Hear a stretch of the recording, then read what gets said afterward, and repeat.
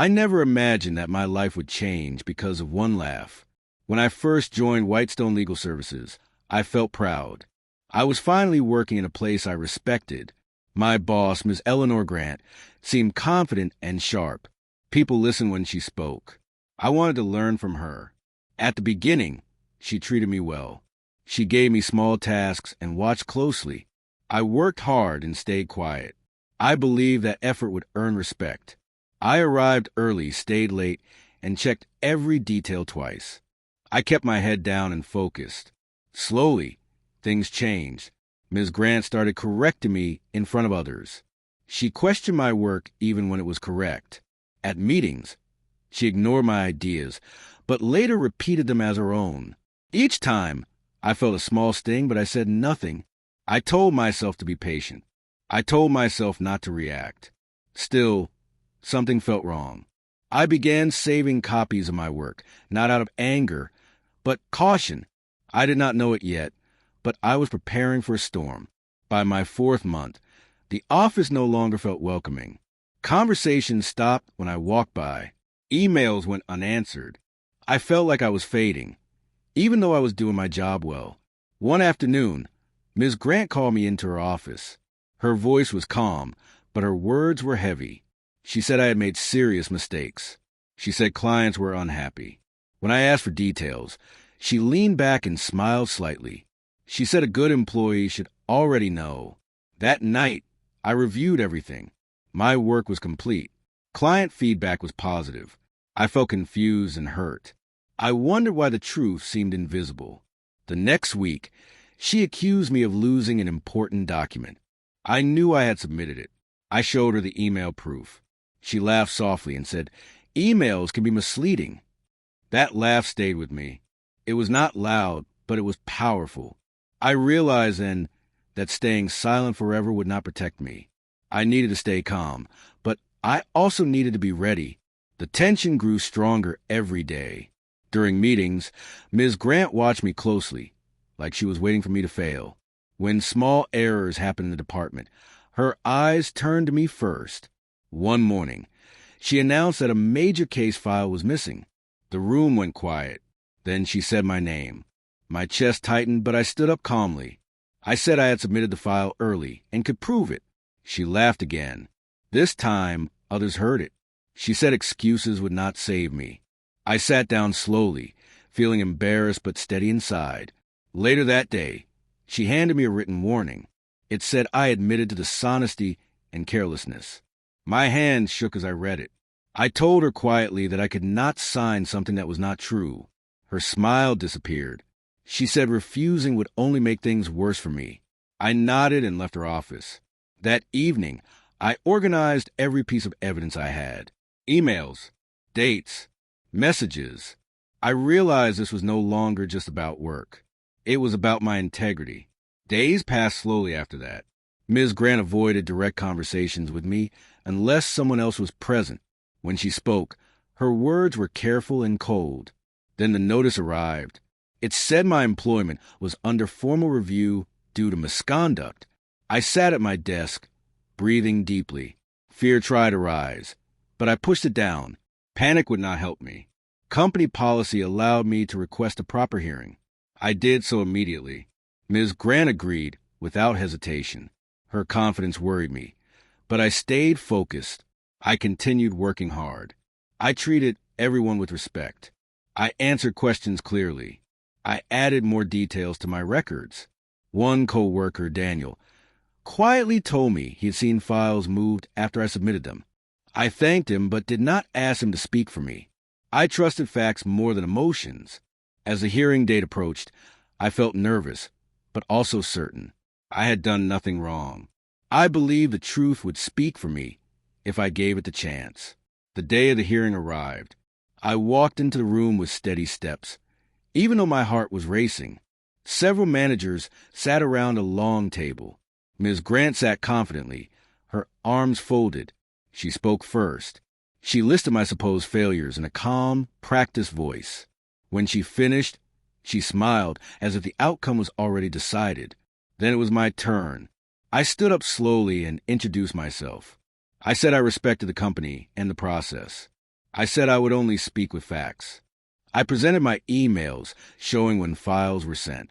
I showed client messages thanking me for my work. I explained timelines clearly and calmly. Ms. Grant interrupted, saying documents could be changed. I nodded and asked for system records to be reviewed. The room grew quiet. The managers agreed to investigate further. No decision was made that day. As I walked out, Ms. Grant did not look at me. I felt exhausted but proud. I had not shouted. I had not insulted her. I had trusted the truth. After the hearing, the office felt strangely quiet. No one spoke about what had happened, but everyone felt it. Ms. Grant avoided me completely. She passed by my desk without a glance. That silence was heavier than her words had ever been. A few days later, I received an email from the company's review team. They asked for additional records and explanations. I replied carefully, attaching everything they requested. I stayed calm, even though my hands shook as I clicked send. At work, I continued doing my tasks the same way. I did not slow down. I did not complain. I believed my actions would speak louder than my fear. One afternoon, I noticed something strange. Instructions Ms. Grant gave me were different from the ones she sent to management. I saved both versions. I did not confront her. I simply kept records. Each night, I reminded myself why I stayed calm. Anger would only cloud the truth. I wanted clarity, not conflict. I did not know what the review team would decide, but deep inside, I felt steady. I had chosen honesty. Whatever came next, I knew I could face it without shame. The review process moved slowly. Days turned into weeks. Every email notification made my heart jump. Still, I focused on my work and kept my routine steady. One morning, I was called to speak with an internal advisor. She asked gentle but direct questions. I answered honestly and showed my evidence. She listened carefully and took notes. Her calm tone gave me quiet hope. Later that day, Daniel stopped by my desk again. He said others had been questioned too. Some noticed files changing locations. Some noticed timelines that did not match. Hearing this made me feel less alone. Ms. Grant began acting differently. She smiled more often and praised my work in meetings. Her sudden kindness felt forced. I stayed polite but cautious. At home, I reflected on everything. I realized how much patience I had learned. I had not defended myself with anger. I had defended myself with truth. I reminded myself that fairness does not rush. It takes time to surface. I stayed ready, calm, and confident. The storm had not ended yet, but I could feel it weakening. A company-wide meeting was announced without explanation. The message was short and formal. When I entered the room, the tension was clear. People whispered and avoided eye contact. A senior director stood at the front. He spoke about values, trust, and responsibility. His words felt heavy but necessary. Then he addressed the recent internal review. He said inconsistencies were found in leadership communication and record handling. He did not mention names, but everyone understood. Ms. Grant sat still, her face tight. The director announced that a temporary supervisor would take over while the review continued. Ms. Grant was asked to step aside for now. The room fell silent. I felt a deep breath leave my chest. I did not feel happy. I felt calm. After the meeting, co-workers approached me quietly. Some apologized. Some thanked me for staying professional. I accepted their words without pride or bitterness. That evening, I realized something important. Karma did not arrive with noise. It arrived with facts, patience, and time. Work slowly began to feel normal again. The temporary supervisor spoke openly and clearly. Meetings became fair. Instructions were written and shared with everyone. One afternoon, I was asked to help organize a new case file system. I agreed. I worked carefully, making sure everything was transparent. I wanted no room for confusion. People trusted me again. That trust meant more than any apology. I noticed I was standing straighter, speaking more confidently. The fear that once followed me had faded. I thought about how close I had come to losing everything.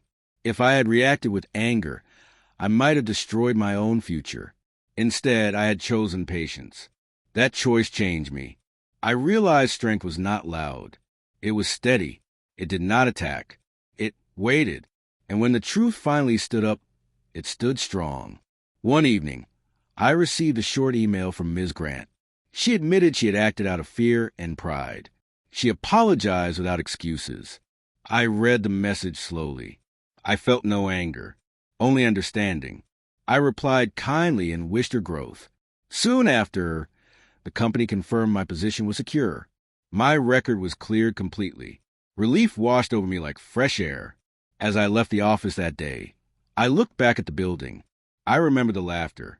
I remembered the doubt. But most of all, I remembered who I had chosen to be. I walked forward stronger, wiser, and respected, not because someone else fell, but because I stayed true to myself. After everything settled, I thought life would return to normal. But inside me, something had changed. I was no longer the quiet man who believed silence alone could protect him. I had learned that calm action mattered just as much. The temporary supervisor asked me to help train new staff. I accepted, even though I felt nervous. Standing in front of others used to scare me. Now, I spoke with steady confidence. I explained processes clearly and answered questions patiently. Some days, memories returned without warning. I would hear laughter in my head or feel that old fear rise. When it did, I paused and reminded myself that I had faced worse and survived with honesty. I began journaling after work, writing about what I felt and what I learned.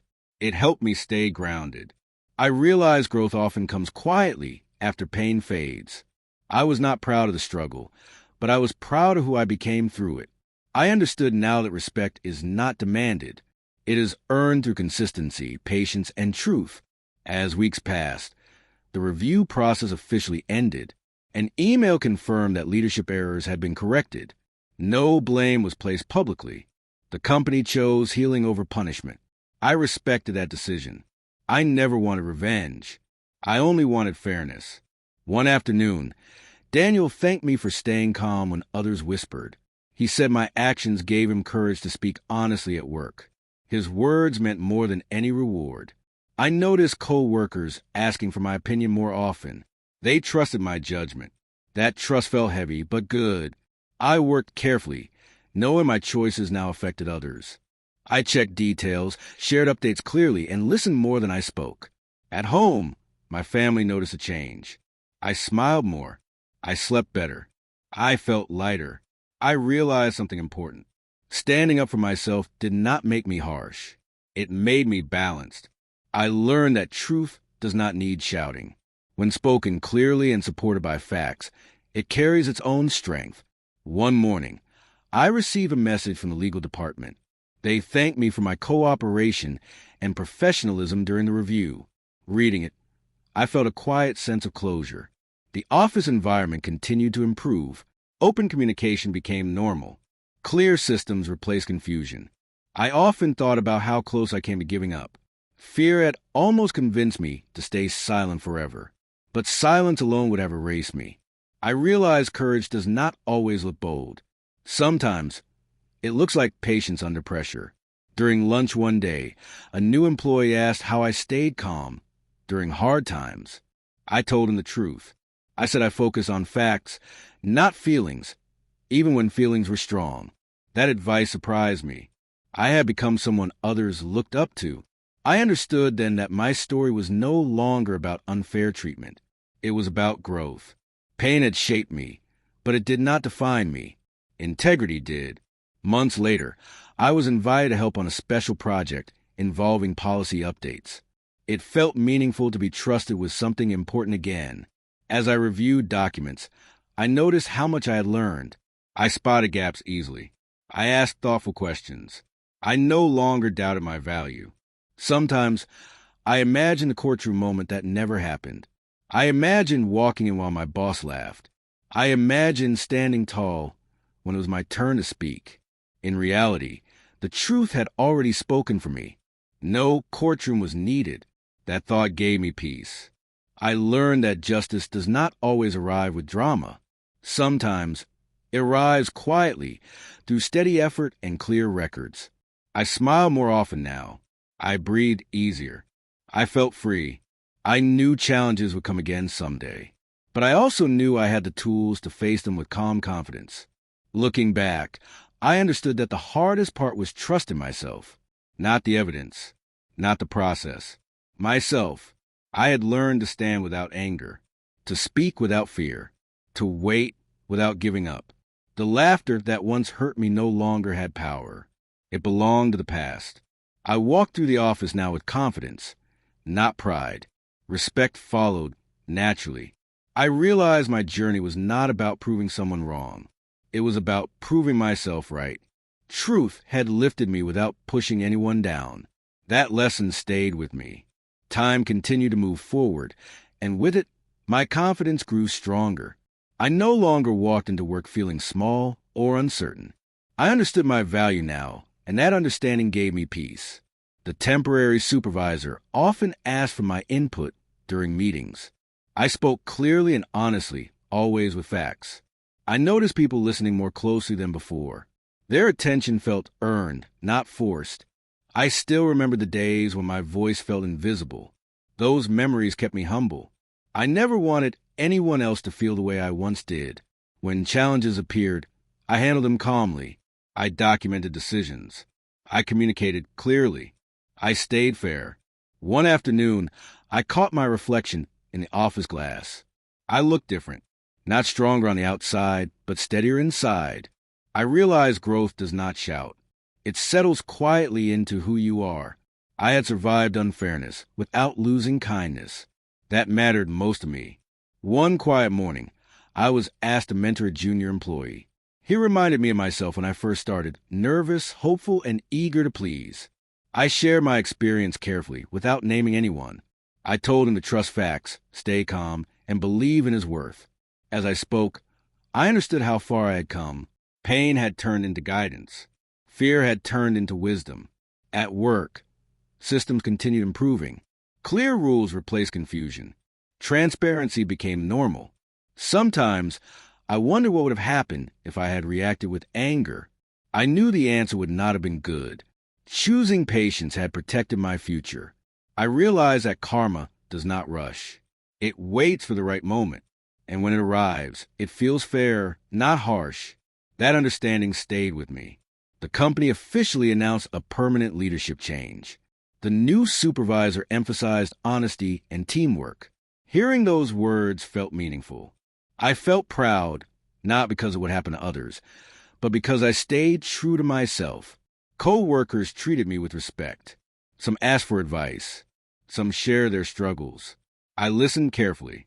I learned that being strong also means being kind. At home, my family noticed a calm in my voice. I shared my lessons, not my pain. I understood now that justice does not always need a stage. Sometimes, it unfolds quietly behind closed doors. I felt complete. One evening, I stayed late to finish a task. The office was quiet. I thought about everything that had happened. I remembered the fear, the doubt, the laughter, but those memories no longer hurt. They reminded me of my strength. I had protected my name with truth, not anger. I smiled, turned off my computer, and walked out with confidence. As weeks passed, I felt ready for whatever came next. I trusted myself. I knew challenges would appear again in life, but I also knew how to face them, with honesty, with patience, with courage. As my life settled into a steady rhythm, I began to understand the full weight of what I had been through. The unfair treatment no longer felt like a wound. It felt like a lesson that shaped me. I noticed how I reacted to problems now. I listened first. I gathered facts. I spoke only when I was ready. I did not rush to defend myself, because I trusted the truth to stand on its own. One afternoon, a co-worker joked about how calm I always seemed. I smiled. Calm had been earned, not given. I realized that respect does not come from power or position. It comes from consistency. People watched how I handled pressure, and they remembered. I felt grateful that I had not allowed anger to guide me. Anger would have cost me my future. Instead, patience had opened doors. I understood that the past could not be changed, but it had not broken me. It had refined me. One day, The company invited staff to observe a legal training session. It was held in a courtroom setting. As I walked inside, my heart skipped a beat. The room reminded me of everything that almost happened. The accusations, the fear, the quiet strength I had held on to. I imagined a different version of my life. One where my boss laughed openly, confident I would fail. One where I stood alone and unheard. But that version never became real. I sat down calmly, listening as the speaker talked about honesty and accountability. His words felt personal. I realized then that I had already won my hardest battle, not in a courtroom, but within myself. I had chosen truth when lie would have been easier. I had chosen calm when anger would have been loud. That realization filled me with peace. As the session ended, I stood and looked around the room. I felt no fear, only strength. I understood now that justice does not always need a judge. Sometimes it only needs time and clarity. Later that week, I received feedback from leadership praising my professionalism and growth. They trusted me with more responsibility. I accepted it humbly. I thought about Ms. Grant, not with anger, but understanding. Fear had guided her actions. I hoped she had learned, just as I had. I realized that karma does not destroy. It teaches, and those lessons, when accepted, can change lives. Looking back, I saw how close I came to losing myself. Silence almost erased me. Fear almost trapped me, but honesty saved me. I learned to speak without attacking, to stand without pushing others down, to wait without giving up. My story was not about winning. It was about becoming. I walked with confidence now, not because I was better than anyone else, but because I knew who I was. I had protected my integrity. That was enough. When I walked into the courtroom that day, my boss laughed. She believed I had nothing, but when it was my turn to speak, her smile disappeared. Not because I shouted, not because I fought, but because the truth stood with me. I spoke calmly, clearly, honestly, and that was all it took. I walked out stronger, wiser, and respected. Not because someone else fell, but because I did not lose myself. That is how karma works. Quiet, fair, complete,